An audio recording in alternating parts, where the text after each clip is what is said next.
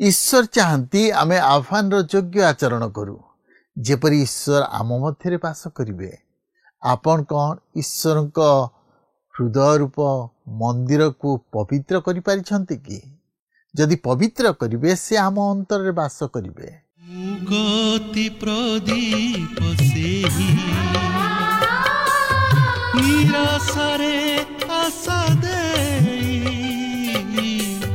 ए घोर दुर्दिन काले बंधुर पथ धारे दिए से जे शांति शिखा दिए से जे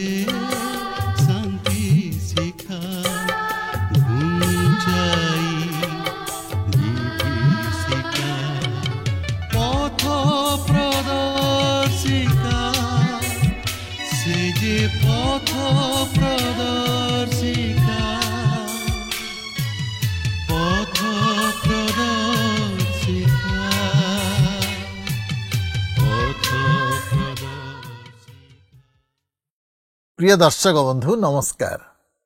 प्रभु जीशु मधुर नाम रे आपण को आज पथ प्रदर्शिका कार्यक्रम को स्वागत करुछि। आपण को मध्यरु अनेक आम सहित फोन रे जोगाजोग करिसेंती, समान को मु विशेष धन्यवाद दिए। जदि के ए पर्यंत आम सहित फोन रे जोगाजोग करिना हंती आज ही आम सहित जोगाजोग करंतु। ए कार्यक्रम मध्य देई पुणी थरे आपण को सहित साक्षात करिवार सुयोग पाइथिबारु प्रभु को धन्यवाद दिए। प्रभु आपण को बहुल भाव आशीर्वाद करंतु। यह आम प्रार्थना जे ईश्वर को वाक्य आपण को जीवन रे महान कार्य साधन करू, जेपरि आपण ए मंद जगत रे ख्रीष्टन को साक्षी स्वरूप होई परिबे।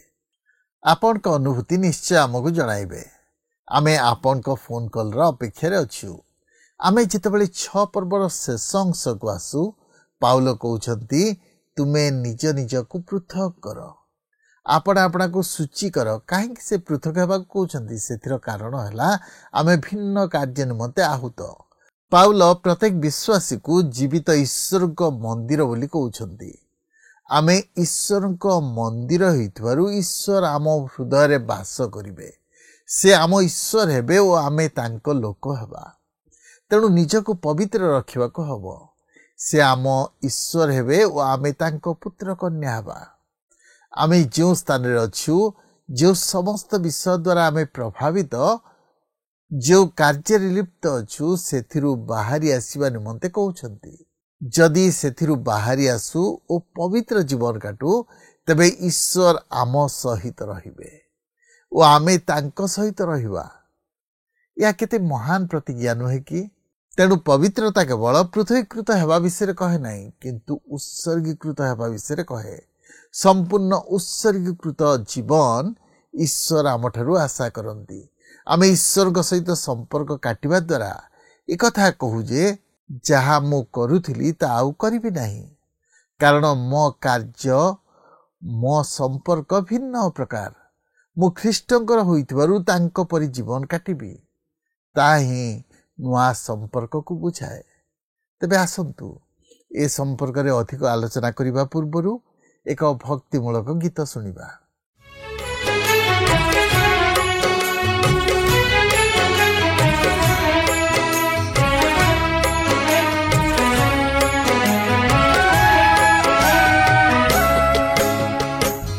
वंदना घेन प्रिय जीशु मोहर,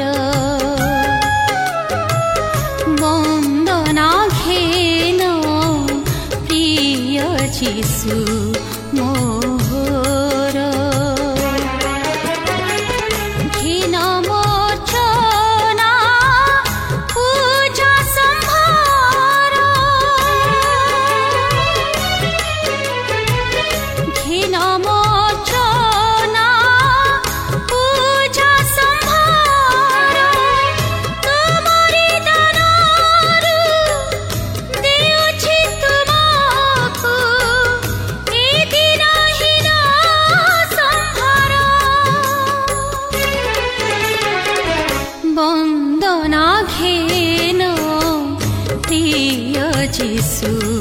মোহর বন্দনা ঘেন প্রিয় যিশু মোহর।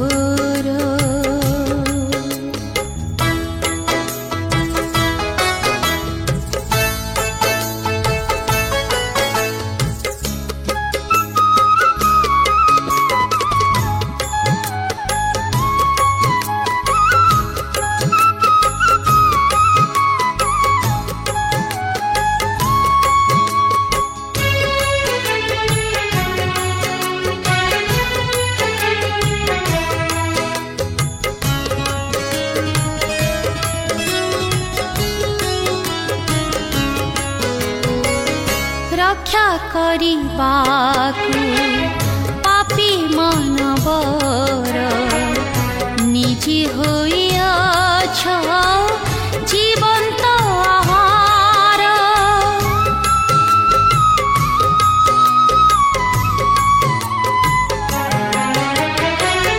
ରକ୍ଷା କରିବାକୁ ପାପୀ ମାନବର ନିଜେ ହୋଇଅଛ ଜୀବନ୍ତ ଆହାର। ଆଣିଛି ରୋଟି ଦର୍ଶନ ଭେଟି, ଆଣିଛି ରୋଟି ଦର୍ଶନ ଭେଟି, ତୁମ ମହାଦାନ କରି ପ୍ରଚାର। বন্দনা ঘেন প্রিয় যিশু মোহর বন্দনা ঘেন প্রিয় যিশু মোহর।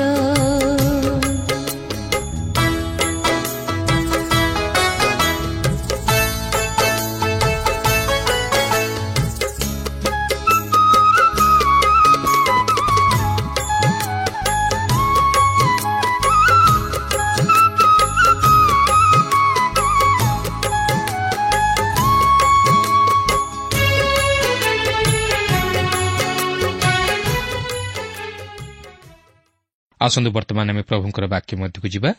ଆଜି ଆମେ 2 କରିନ୍ଥିୟ 6 ପର୍ବର 17 ପଦରୁ ଆରମ୍ଭ କରି 7 ପର୍ବର ପ୍ରଥମ ପଦ ପର୍ଯ୍ୟନ୍ତ ଅଧ୍ୟୟନ କରିବା ନିମନ୍ତେ ଯିବା। ତେବେ ଏଠାରେ ମୁଁ ଆପଣଙ୍କୁ ସ୍ମରଣ କରାଇଦେବା ପାଇଁ ଚାହେଁ ଯେ ଗତ ପାଠରେ ଆମେ ଖ୍ରୀଷ୍ଟ ବିଶ୍ୱାସୀ ସହିତ ଅଣଖ୍ରୀଷ୍ଟ ବିଶ୍ୱାସୀମାନଙ୍କର ସମ୍ପର୍କକୁ ନେଇ କେତୋଟି ବିଷୟ ଆଲୋଚନା କରିଥିଲୁ। ଆଉ ଆଜି ମଧ୍ୟ ଆମେ ତହିଁର କ୍ରମଶଃ ଅଧ୍ୟୟନ କରି ଆଲୋଚନା କରିବା ନିମନ୍ତେ ଯିବା। ତେବେ ଦେଖନ୍ତୁ 2 କରିନ୍ଥିୟ 6 ପର୍ବର 17 ଓ 18 ପଦରେ ଏହିପରି ଲେଖା ଅଛି, ଏଣୁ ପ୍ରଭୁ ଏହା କହନ୍ତି, ତୁମ୍ଭେମାନେ ସେମାନଙ୍କ ମଧ୍ୟରୁ ବାହାରି ଆସ, ଆଉ ପୃଥକ ହୁଅ, ଆଉ ଅଶୁଚି ପଦାର୍ଥ ସ୍ପର୍ଶ କର ନାହିଁ। ପୁଣି ଆମ୍ଭେ ତୁମମାନଙ୍କୁ ଗ୍ରହଣ କରିବା। ଆମ୍ଭେ ତୁମ୍ଭମାନଙ୍କର ପିତା ହେବା, ପୁଣି ତୁମ୍ଭେମାନେ ଆମ୍ଭର ପୁତ୍ରକନ୍ୟା ହେବ। ଏହା ସର୍ବଶକ୍ତିମାନ ପ୍ରଭୁ କହନ୍ତି। ଦେଖନ୍ତୁ, ପାଉଲ ଏଠାରେ ବିଶ୍ୱାସୀମାନଙ୍କୁ ସେହି ପ୍ରତିମା ପୂଜାରୁ ପୃଥକ ରହିବା ନିମନ୍ତେ ଅନୁରୋଧ କରନ୍ତି ଓ ସୂଚୀ ହେବା ନିମନ୍ତେ କହନ୍ତି। ସେ ପ୍ରତିମା ପୂଜା ସହିତ ଏକମତ ହୁଅନ୍ତି ନାହିଁ କି ପ୍ରତିମା ପୂଜକମାନଙ୍କ ସହିତ ସମ୍ପର୍କ ସ୍ଥାପନ କରିବାକୁ ଚାହାନ୍ତି ନାହିଁ। ବିଶ୍ୱାସୀ ଏପରିକି ଅଶୁଚି ବିଷୟ ସ୍ପର୍ଶ କରିବା ଉଚିତ ନୁହେଁ। ସେ ଜାଗତିକତାଠାରୁ ଦୂରରେ ରହିବା ଉଚିତ ଓ ଜାଗତିକ ମନା ଲୋକମାନଙ୍କଠାରୁ ନିଜକୁ ପୃଥକ ରଖିବା ଉଚିତ, ଯାହାକି ମଣ୍ଡଳୀ ମଧ୍ୟକୁ ପ୍ରବେଶ କରିପାରେ ବା ଖ୍ରୀଷ୍ଟ ବିଶ୍ୱାସୀର ଜୀବନରେ ପ୍ରବେଶ କରି ତାହାକୁ ଆତ୍ମିକ ଜୀବନରେ ଦୁର୍ବଳ କରିଦେଇପାରେ। ଯୋଶିଓ ପୁସ୍ତକରେ ମଧ୍ୟ ଆମେ ଲକ୍ଷ୍ୟ କରିସାରିଛୁ ଯେ ଯୋଶିଓ ଓ ଇସ୍ରାଏଲ୍ ସନ୍ତାନଗଣ କିପରି ବିଶ୍ୱାସ ଦ୍ୱାରା ସେହି ଜିରିହ ନଗରକୁ ଅଧିକାର କଲେ। କିନ୍ତୁ ସେ ଯାହା ହେଉନା କାହିଁକି ଆଖନ୍ ସେହି ବର୍ଜିତ ବସ୍ତୁ ହରଣ କଲା। ଈଶ୍ୱର ଯେଉଁ ସମସ୍ତ ବିଷୟକୁ ଅଶୁଚି ବୋଲି କହିଥିଲେ, ଇସ୍ରାଏଲ୍ ସେହି ବିଷୟକୁ ସ୍ପର୍ଶ କଲା। ଏହାପରେ ସେମାନେ ସେହି ଅୟ ନାମକ କ୍ଷୁଦ୍ର ନଗରକୁ ଅଧିକାର କରିବା ନିମନ୍ତେ ଦୃଢ଼ ମନୋବଳର ସହିତ ଯାତ୍ରା କଲେ, କାରଣ ସେମାନେ ତାହାକୁ ଅତି ସହଜରେ ଅଧିକାର କରିନେବେ ଓ ଜୟ କରିବେ ବୋଲି ଭାବୁଥିଲେ ଓ ନିଶ୍ଚିତ ମଧ୍ୟ ତାହା ହୋଇପାରିଥାନ୍ତା। ଆଉ ସେମାନେ ସେଥିନିମନ୍ତେ ନିଶ୍ଚିତ ହୋଇ ରହିଥିଲେ। ମାତ୍ର ଘଟଣାଟି ବିପରୀତ ଘଟିଲା। ଜିଓସିଓ ଓ ଇସ୍ରାଏଲ୍ ସନ୍ତାନଗଣ ଅୟନଗର ନିକଟରେ ପରାସ୍ତ ହେଲେ। କାରଣ ଈଶ୍ୱର ଯେଉଁ ସମସ୍ତ ଅଶୁଚି ବିଷୟରୁ ପୃଥକ ରହିବା ନିମନ୍ତେ କହିଥିଲେ ତାହା ସେମାନେ ପାଳନ କରିପାରିନଥିଲେ। ଯେହେତୁ ସେମାନଙ୍କ ମଧ୍ୟରୁ ଆଖନ ବର୍ଜିତ ବସ୍ତୁ ହରଣ କରିଥିଲା, ଇସ୍ରାଏଲ୍ ମଧ୍ୟରେ ପାପ ରହିଥିଲା। ସେମାନେ ପାପକୁ ଛପାଇ ରଖି ଜୀବନରେ ସଫଳତା ଲାଭ କରିବେ ବୋଲି ଭାବୁଥିଲେ। ମାତ୍ର ତାହା ସମ୍ଭବ ନୁହେଁ। ସେମାନେ ବିଫଳତାର ସମ୍ମୁଖୀନ ହେଲେ ଓ ଯେପର୍ଯ୍ୟନ୍ତ ତହିଁର ସମାଧାନ ନ ହୋଇଥିଲା ସେ ପର୍ଯ୍ୟନ୍ତ ସେମାନେ ସଫଳତା ଲାଭ କରିପାରି ନ ଥିଲେ। ମାତ୍ର ସେମାନେ ଶତ୍ରୁ ସମ୍ମୁଖରେ ପରାଜିତ ଓ ହାସ୍ୟାସ୍ପଦ ହୋଇଥିଲେ।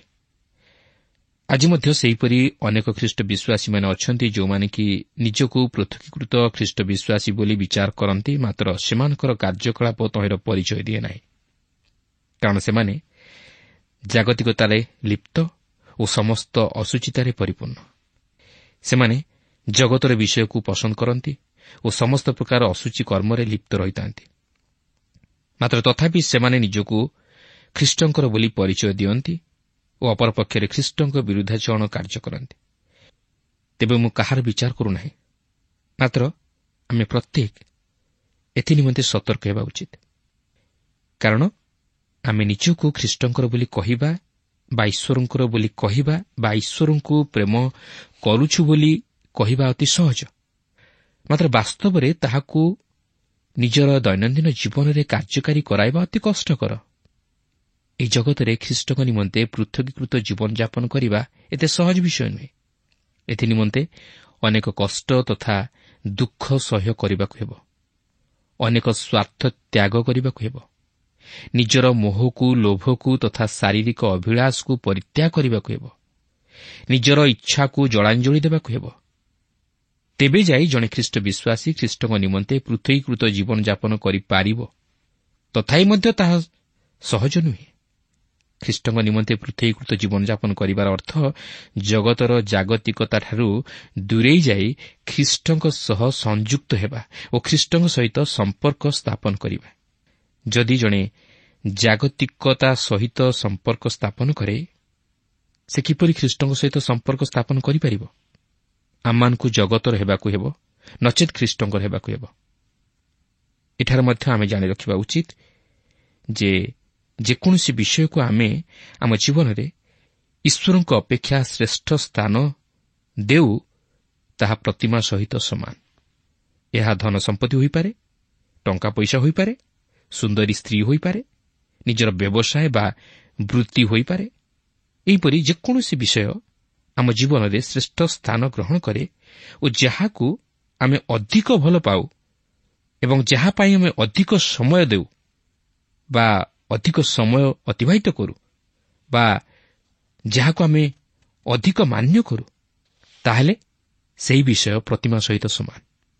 କାରଣ ଆପଣ ଈଶ୍ୱରଙ୍କ ସ୍ଥାନରେ ସେହି ସମସ୍ତ ବିଷୟକୁ ପ୍ରଥମ ସ୍ଥାନ ଦେଇ ଈଶ୍ୱରଙ୍କର ଅଗୌରବ କରୁଅଛନ୍ତି।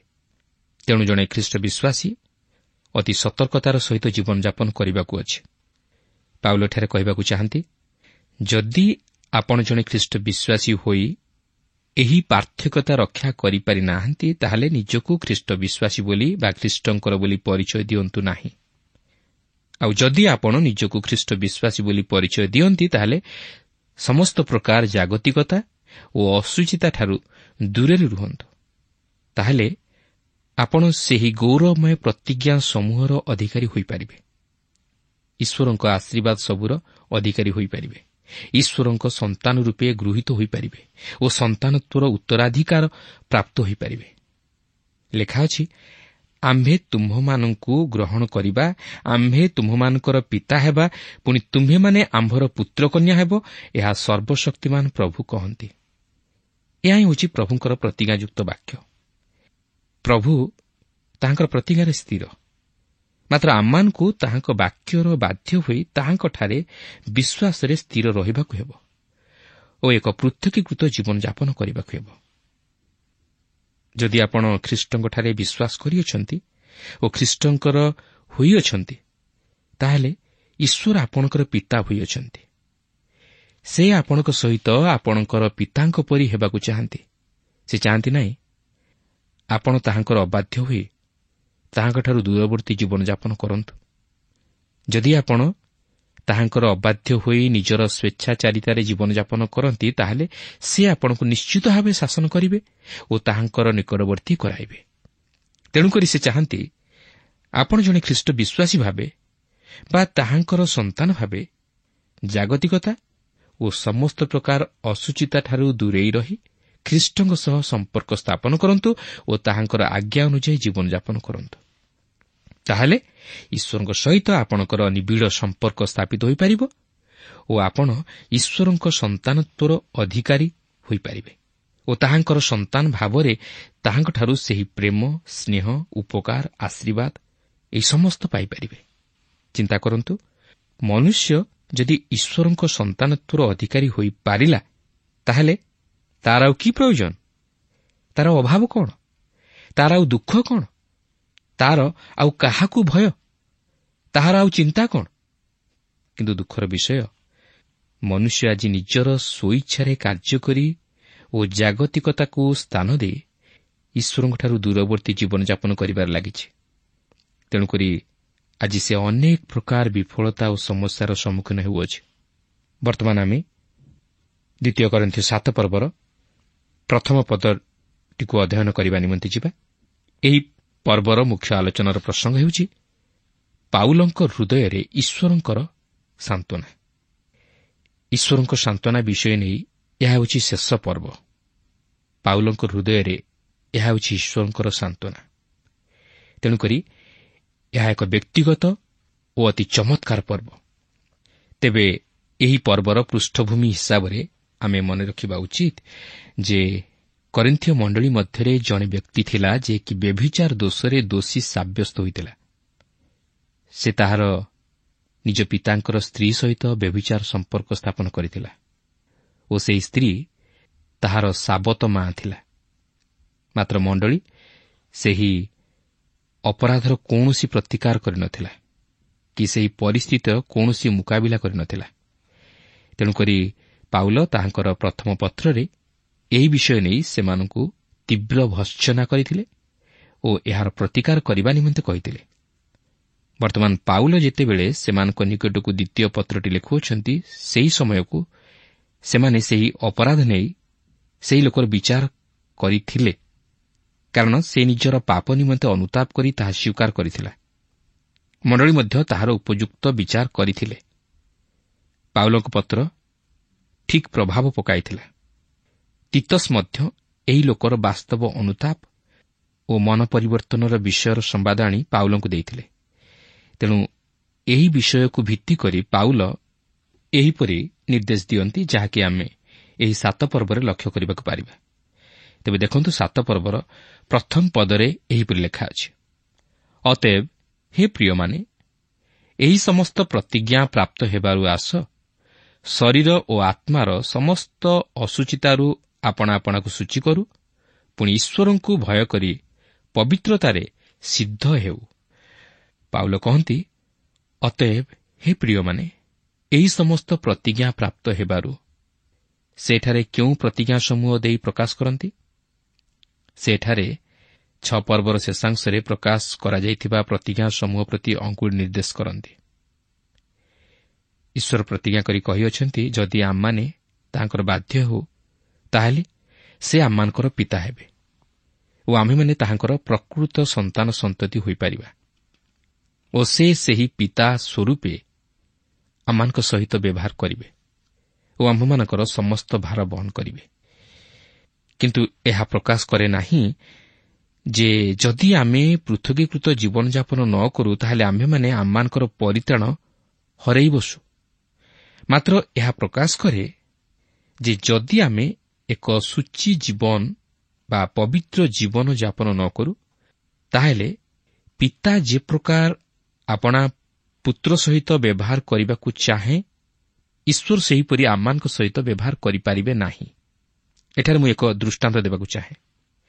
ଜଣେ ଅବାଧ୍ୟ ପୁତ୍ରର ବାପା ତାଙ୍କର ଜଣେ ବନ୍ଧୁଙ୍କ ସହିତ କଥାବାର୍ତ୍ତା କରିବା ସମୟରେ ତାହାଙ୍କର ସେହି ବିପଥଗାମୀ ପୁତ୍ର ବିଷୟ ନେଇ ଏହିପରି କହିଲେ, ମୁଁ ତାହାକୁ ମୋହର ପୁତ୍ର ପରି ବ୍ୟବହାର କରିବାକୁ ଚାହେଁ, କିନ୍ତୁ ମୁଁ ପାରିବି ନାହିଁ। ସେ ମୋଠାରୁ ଦୂରେଇ ଯାଇଛି ଓ ସମସ୍ୟା ତଥା ଜଟିଳ ପରିସ୍ଥିତିରେ ପଡ଼ିଛି। ସେ ମୋତେ ବିରକ୍ତ କରେ ଓ ମୁଁ ତାହା ପ୍ରତି ପିତା ସ୍ୱରୂପ ହୋଇପାରିବି ନାହିଁ।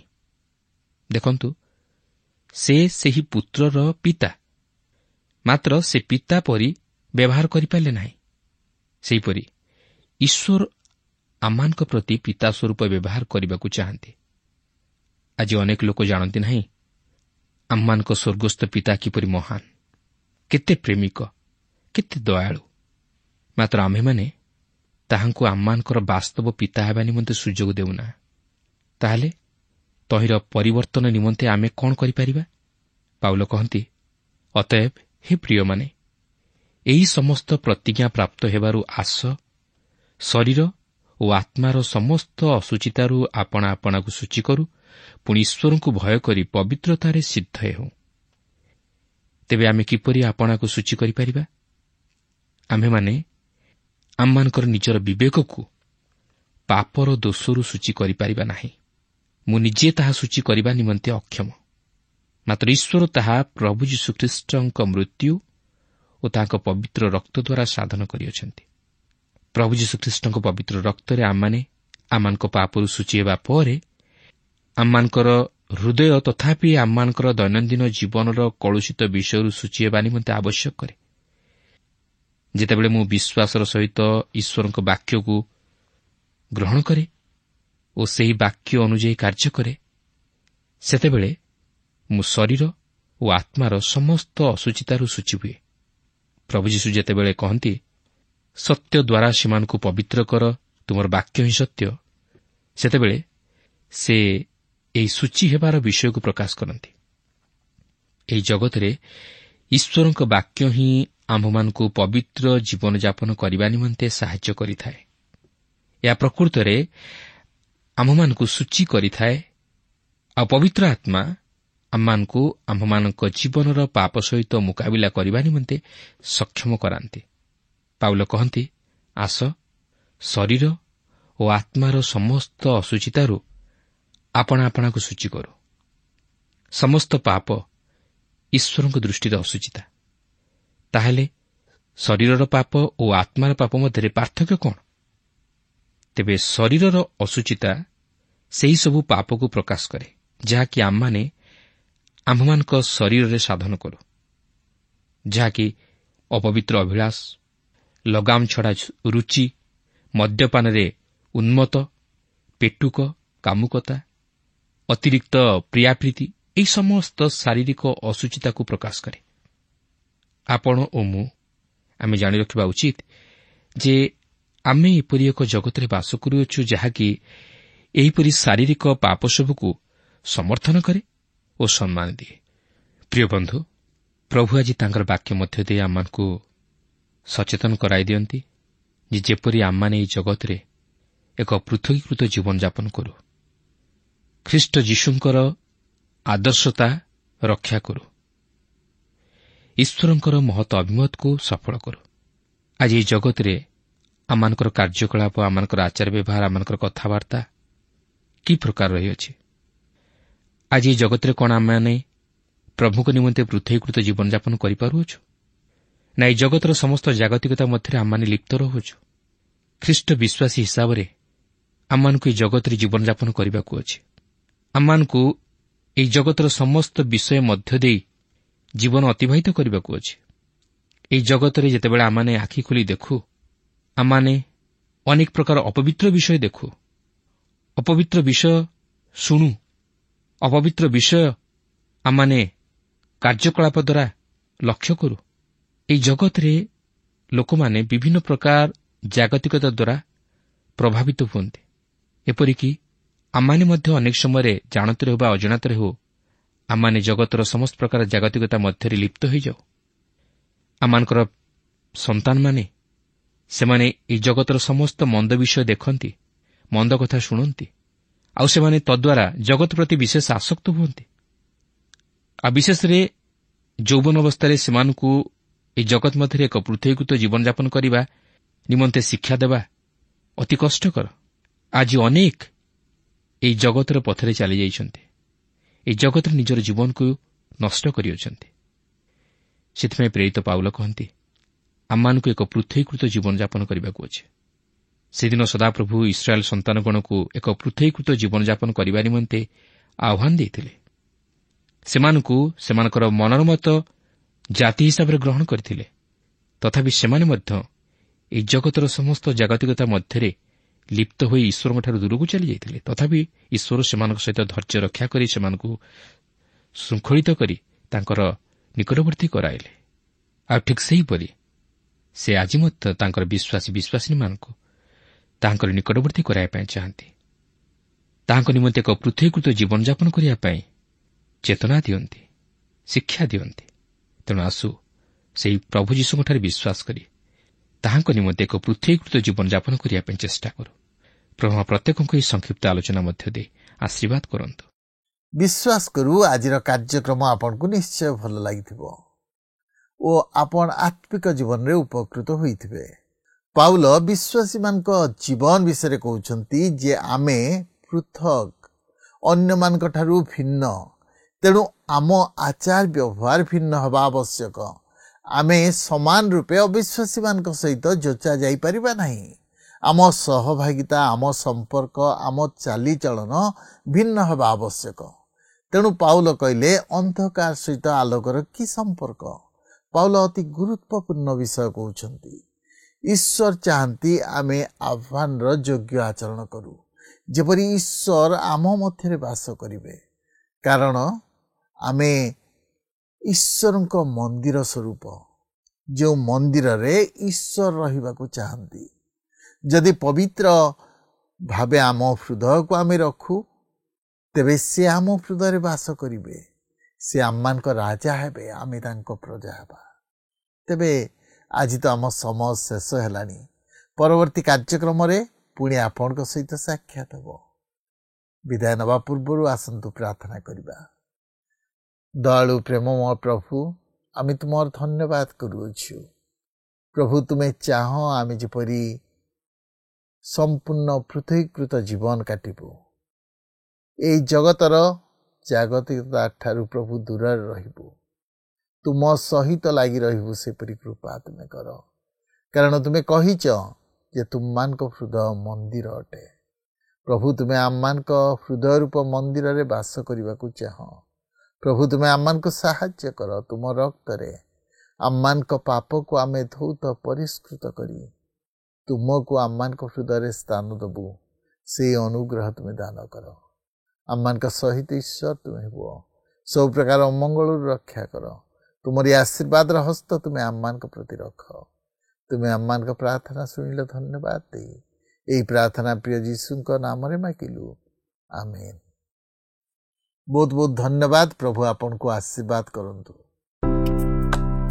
ଗତ ପ୍ରଶ୍ନର ଉତ୍ତରଟି ହେଲା ବି, ଜୀବିତ ଈଶ୍ୱର।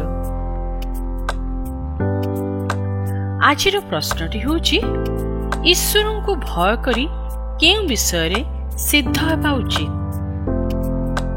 ଏ, ପବିତ୍ରତା, ବି, କାର୍ଯ୍ୟ, ସି, ବାଧ୍ୟତା, ଡି, ଉଚ୍ଚାରଣ। এই প্রশ্নর উত্তর আসন্তাকালি সন্ধ্যা 6টা মধ্যে option A, B, C, D মধ্যরু সঠিক উত্তর বাছি আপনার নাম ও সম্পূর্ণ ঠিকনা সহিত 9777221415 ফোন নম্বরে SMS কিংবা WhatsApp দ্বারা জଣାଇବାକୁ ଅନୁରୋଧ। ଯଦି ଆପଣଙ୍କୁ ଆମ କାର୍ଯ୍ୟକ୍ରମ ଭଲ ଲାଗୁଛି ତେବେ 0444908126ରେ ମିସ୍ଡ କଲ୍ ଦେଇ ବିଜୟୀ ହୋଇପାରିବେ। ଗତ ସପ୍ତାହର ବିଜୟ ଦର୍ଶକ ବନ୍ଧୁ ହେଲେ ନବରଙ୍ଗପୁରରୁ ଜ୍ୟୋତିର୍ମୟ ଟାକରେ ଓ ପରିବାର।